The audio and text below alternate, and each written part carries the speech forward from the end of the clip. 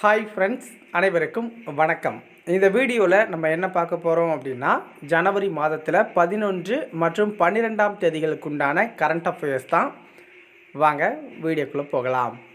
முதல் வினா: கரோனா தடுப்பூசி திட்டத்தை கண்காணிப்பதற்கு உருவாக்கப்பட்டுள்ள செயலி எது? கரோனா தடுப்பூசி திட்டத்தை கண்காணிப்பதற்காக உருவாக்கப்பட்டுள்ள செயலி எது? ஆன்சர் பாருங்கள், கோவின் அப்படிங்கிற செயலியை உருவாக்கியிருக்காங்க. ஓகேங்களா, மத்திய அரசு கோவின் அப்படிங்கிற செயலியை உருவாக்கியிருக்காங்க. ஸோ இந்தியாவில் ஜனவரி 16 முதல் கட்டமாக 3 கோடி முன்கள பணியாளர்களுக்கு தடுப்பூசி போட போகிறாங்க. அதாவது கோவேக்சின் அப்படிங்கிற தடுப்பூசியும் கோவிஷீல்டு அப்படிங்கிற தடுப்பூசியும் இன்ட்ரடியூஸ் பண்ண போகிறாங்க. ஓகேங்களா, ஸோ இதை கண்காணிக்கிறதுக்காக யார் போடுறாங்க, ஸோ அவங்களுக்கு 2ஆம் கட்டம் கரெக்டாக நாள் தவறாமல் போகிறதுக்காக, அதே மாதிரியான சில டீட்டெயில்ஸ் கலெக்ட் பண்ணுறதுக்காக இந்த அப்ளிகேஷன் உருவாக்கியிருக்காங்க. அடுத்தது, 72வது குடியரசு தின விழாவில் எந்த நாட்டின் தலைவர் கலந்து கொள்கிறார்? ஸோ நம்ம நாட்டோட குடியரசு தின விழாவில் ஒவ்வொரு ஆண்டும் ஒரு நாட்டோட அதிபர் அல்லது தலைவர் சிறப்பு விருந்தினராக அழைப்பாங்க. ஓகேங்களா, ஸோ அதன்படி பார்த்திங்கன்னா இந்த முறை இங்கிலாந்தை சேர்ந்த பிரதமர் போரிஸ் ஜான்சனை கூப்பிட்டுருந்தாங்க.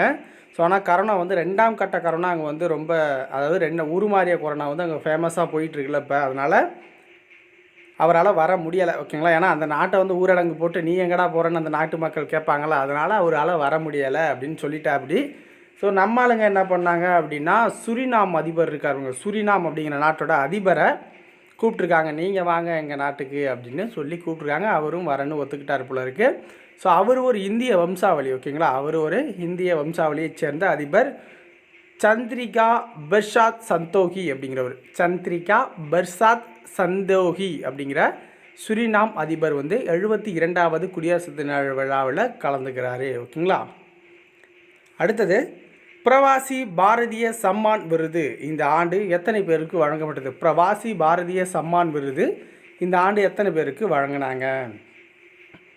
ஸோ இது மத்திய வெளியுறவுத்துறை அமைச்சகம் கொடுக்குற ஒரு விருது. ஓகேங்களா, அதாவது இந்தியாவை சேர்ந்த வெளிநாட்டில் வாழ்கிறவங்க இந்தியாவுக்காக சிறப்பாக பணியாற்றினாலோ, இந்தியாவை பற்றி சிறப்பாக பேசினாலோ, வெளிநாட்டில் இந்தியாவை பற்றி நல்லா பேசி அதை டெவலப் பண்ணுவாங்கள்ல, ஸோ அது மாதிரியான ஆண்களுக்கு கொடுப்பாங்க.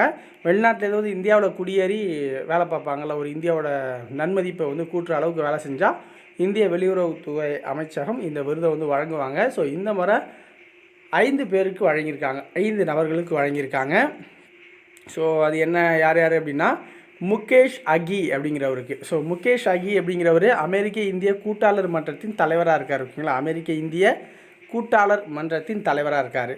அப்புறம் பார்த்திங்கன்னா, சுற்றுச்சூழல் தொழில்நுட்பத்தின் கீழ் அரவிந்த் புக்கான் அப்படிங்கிறவருக்கு கொடுத்துருக்காங்க. சுற்றுச்சூழல் தொழில்நுட்பத்தின் கீழ் அரவிந்த் புக்கானுக்கும் இந்திய கலாச்சாரம் மேம்பாட்டு பணி அதில் நீலு குப்தா அப்படிங்கிறவங்களுக்கு கொடுத்துருக்காங்க. நீலு குப்தாங்கிறவங்களுக்கு கொடுத்துருக்காங்க.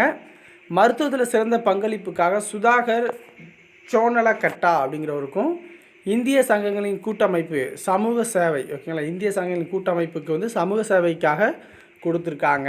ஓகேங்களா, ஸோ அடுத்தது, உலகின் நீண்ட தூர வான் வழித்தடத்தில் 17 மணி நேரம் விமானம் இயக்கி பெண் விமானிகள் சாதனை படுத்தியிருக்காங்க. ஓகேங்களா, அது எத்தனை கிலோமீட்ரு? உலகின் நீண்ட தூர வான் வழித்தடத்தில் 17 மணி நேரம் விமானம் இயக்கி பெண் விமானிகள் சாதனை படைச்சிருக்காங்க. அது எத்தனை கிலோமீட்டர் அப்படின்னு பார்த்தீங்கன்னா, 13,993 கிலோமீட்டர். 13,993 கிலோமீட்டர். அதாவது சான் ஃப்ரான்சிஸ்கோ இருக்குது பாருங்கள், சான் ஃப்ரான்சிஸ்கோவிலேருந்து பெங்களூர் வரைக்கும் இல்லாத இதுதான் உலகத்திலே மிக நீண்ட வான் வழித்தடம் அப்படின்னு சொல்லலாம், San Francisco to Bengaluru. So இதில் தான் இந்த சாதனை இந்த பெண்கள் படைச்சிருக்காங்க. ஓகேங்களா, ஸோ அதாவது பெண் விமானி சோயா அகர்வால் தலைமையிலான பெண் விமானிகள் பாபா கரிதன்மாய், அகன்சா சோனவாரி மற்றும் ஷிவானி ஆகியோர் அடங்கிய குழுவினர் இந்த சாதனையை செஞ்சுருக்காங்க. ஓகேங்களா, ஸோ இது சோயா அகர்வால் தலைமை, அவ்வளோதான். ஏன்னா யார் தலைமைன்னு கேட்டால் சோயா அகர்வால். உலகத்தோட மிக நீண்ட விமானப்பாதை அப்படின்னா சான் ஃப்ரான்சிஸ்கோ டு பெங்களூரு. அது எத்தனை கிலோமீட்டர்னால் 13,993 அப்படின்னு குறிச்சிருங்க. கார்கள் இல்லாத பசுமை நகரத்தை அமைக்க உள்ள நாடு எது? கார்கள் இல்லாத பசுமை நகரத்தை அமைக்க உள்ள நாடு அப்படின்னா சவுதி அரேபியா. ஓகேங்களா, சவுதி அரேபியா. 10,000 சதுர மைல் பரப்பளவில் இது வந்து கிரியேட் பண்ண போகிறாங்க இந்த நகரத்தை. பசுமை நகரம் அப்படிங்கிறது 50,000 கோடி அமெரிக்க டாலர் வந்து செலவு பண்ண போகிறாங்க. அதற்கு பெயர் வந்து நியோம் அப்படின்னு வச்சுருக்காங்க. அந்த பசுமை நகரத்துக்கு நியோம் அப்படின்னு வச்சுருக்காங்க. செங்கடலை ஒட்டிய பாலைவனம். ஸோ செங்கடலை ஒட்டிய பாலைவனத்தில் இந்த சதுர மைலுக்கும் இந்த டாலருக்கும் இந்த பேரில் உருவாக்க போகிறாங்க. 170 கிலோமீட்டர் நீளம் மட்டும் இருக்கும் அப்படின்னு சொல்கிறாங்க. 10 லட்சம் மக்கள் வாழ்கிற மாதிரி கிரியேட் பண்ணுறோம் அப்படின்னு சொல்லியிருக்காங்க. 95% வந்து இயற்கையாக தான் இந்த நகரம் இருக்கும். 5% வந்து செயற்கை இருக்கும். அதாவது பயன்பாடுகள், இப்போ கார் இல்லை அப்படின்னா அதே மாதிரி சில பொருட்கள் வந்து இருக்காது. காரு இந்த கரியமுல வாயுவை வந்து கக்கிற மாதிரி இருக்கிறது வந்து இருக்காது.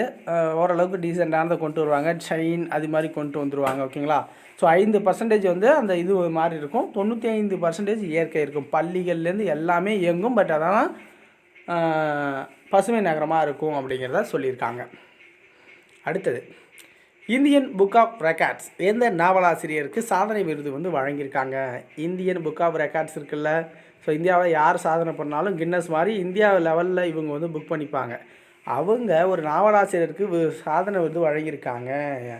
அந்த சாதனையாளர் பார்த்தீங்க அப்படின்னா 50 வருஷமாக எழுத்தாளராகவே இருக்கார். 50 வருஷமாக எழுதிக்கிட்டே இருக்கிறார் அந்த மனுஷன்.